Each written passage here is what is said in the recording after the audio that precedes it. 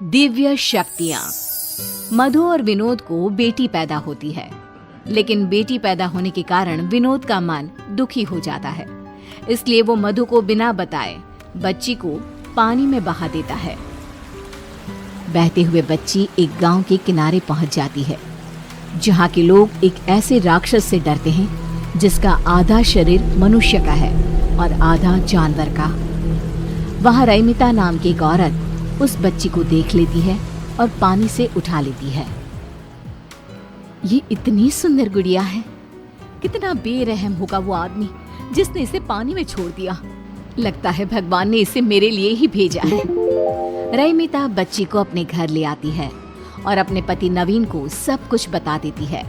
नवीन कहता है, आज से हम बेटी के भी माँ बाप हो गए हैं। अब इस घर में भी चहल पहल हो जाएगी। अब मेरी गुड़िया का नाम किंजल होगा। रैमिता और नवीन किंजल को अपनी बेटी बनाकर अपने साथ रख लेते हैं।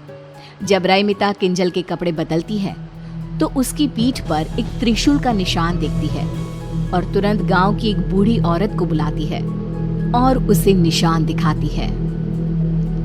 ये कोई मामूली लड़की नहीं लग रही, इसके अंदर कोई ना कोई दिव्य शक्ति जरूर होगी जो तुम्हें इसके बड़े होने पर पता चलेगी।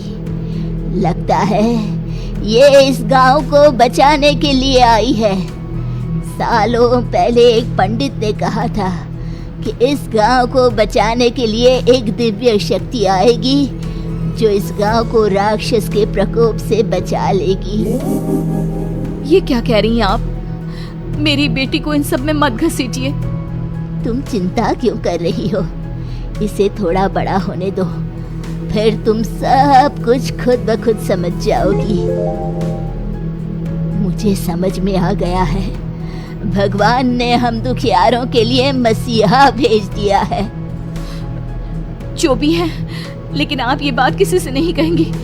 आपको सोहम की कसम है, नहीं तो ये गांव वाले मेरी बच्ची का जीना हराम कर देंगे। बूढ़ी औरत किसी से कुछ नहीं कहती, लेकिन उसकी खुशी साफ दिखाई देती है। हे ईश्वर, तुम्हें आखिर हम दुखियारों पर दया आ ही गई। दिन गुजरने लगते हैं, किंजल बड़ी होने लगती है। दूसरी ओर राक्षस का कहर बढ़ता ही जा रहा था। राक्षस रात के अंधेरे में लोगों को उठाकर ले जाता है और दिन को वो लोग मरे हुए पाए जाते हैं। एक दिन बुढ़िया रात को सोहम के पास जाकर कहती है, बेटा, इस गांव को हमें छोड़ देना चाहिए। वो राक्षस अगर तुम्हें ले जाएगा तो मेरा क्या होगा? मुझ बुढ़िया का तू एक ही तो सहारा है। दादी माँ देख लेना, मुझे कुछ नहीं होगा। आपका पोता किसी राक्षस से कम नहीं है। पगले ऐसे नहीं बोलते। सोहम सो जाता है और बुढ़िया देखती है कि सोहम के शरीर में कुछ बदलाव आ रहे हैं। उसके हाथों के नाखून किसी दानों की तरह हो रहे हैं और उसके चेहरे पर बाल आ रहे हैं। ये सब देखकर बुढ़िया डर जाती है और सोहम को उठा लेती है। उठते ही सोहम पहले जैसा ही होने लगता है। बुढ़िया सोहम को सब कुछ बता देती है। दादी, ये सब आपका वहम है। आपने उस राक्षस के बारे में इतना सोच लिया कि आपको हर जगह वही दिख रहा है। बुढ़िया को भी लगता है कि ये सब उसकी सोच और डर के कारण है। उधर नवीन एक गाड़ी से टकरा जाता है और उसके पैरों की हड्डियां टूट जाती है। रैमिता किसी तरह उसे अस्पताल में दाखिल करवाती है। उसके ऑपरेशन के लिए पैसों के जुगाड़ करने में लग जाती है, लेकिन जैसे ही किंजल नवीन के पैरों को हाथ लगाती है, नवीन ठीक हो जाता है। तब डॉक्टर कहते हैं, देखिए, अब इन्हें ऑपरेशन की कोई जरूरत नहीं है। आप इन्हें घर पे ले जा सकती हैं।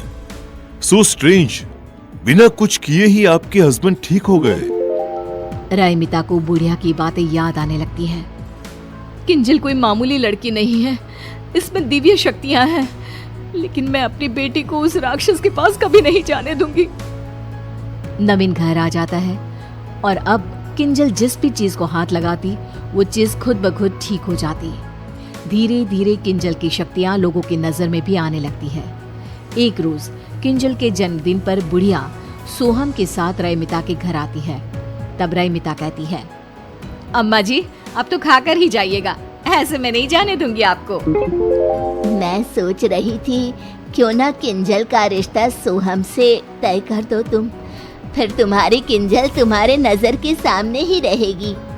नहीं नहीं, मेरी किंजल शहर जाएगी, उसके लिए शहर से बड़े बड़े रिश्ते आ रहे हैं। बुढ़िया मन ही मन दुखी हो जाती है क्योंकि वो किंजल को अपनी बहू की तरह देख रही थी।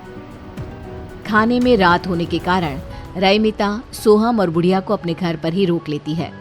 सोहम और बुढ़िया रईमिता के घर पर ही रुक जाते हैं। आधी रात को जब रईमिता पानी पीने के लिए उठती है तो वो देखती है कि किंजल कमरे में नहीं है। रईमिता तुरंत पूरे घर में देखती है लेकिन किंजल कहीं नहीं मिलती।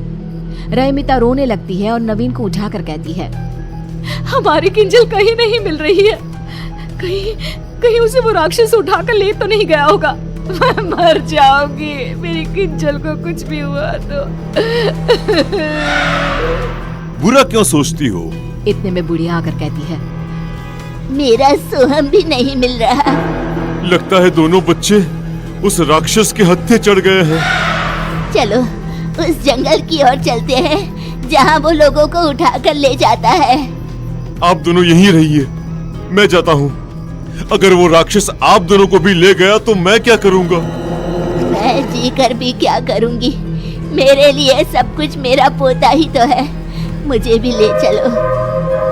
तीनों जंगल की ओर जाते हैं लेकिन रास्ते में किंजल और सोहम कहीं दिखाई नहीं देते। बुढ़िया सोहम सोहम चिल्लाती जंगल में चली जाती है और देखती है कि किंजल भाग रही है और राक्षस उसके पीछे है। किंजल, मेरी बच्ची, तुझ में दिव्य शक्तियाँ है, तू इस राक्षस को मार सकती है और मेरे सोहम को बचा सकती है बेटा। मुझे कुछ समझ में नहीं आ रहा दादी माँ। नवीन और रईमिता भी किंजल की आवाज सुनकर जंगल में घुस जाते हैं। रईमिता किंजल के पास चली जाती है और राक्षस गुर्राते हुए तेजी से किंजल की ओर बढ़ने लगता है। मेरी बेटी को छोड़ दे, चाहे मेरी जान ले ले। राक्षस रईमिता को मारने आता है और किंजल अपनी माँ को बचाने के लिए चाकू राक्षस को मार देती है। राक्षस गुर्राने लगता है और जमीन पर गिर जाता है। अब मेरा सोहम भी मिल जाए बस। मैं कहती थी ना रईमिता, किंजल में दिव्य शक्ति है जो इस राक्षस को मार सकती है। राक्षस का शैतानी रूप गायब हो जाता है और वो अपने असली रूप में, जो कि सोहम का है, उसमें आ जाता है। सोहम, इन सब के पीछे तुम थे? नहीं नहीं, ये सोहम नहीं है। सोहम को राक्षस ने अपने वश में कर लिया था। हर 21 साल में वो अपना शरीर बदलता है। इस बार वो सोहम को चुनने वाला था। किंजल, तुम ना होती तो मैं बुढ़िया अपना आखिरी सहारा भी खो देती। गांव राक्षस के कहर से मुक्त हो जाता है और किंजल की शादी सोहम से हो जाती है।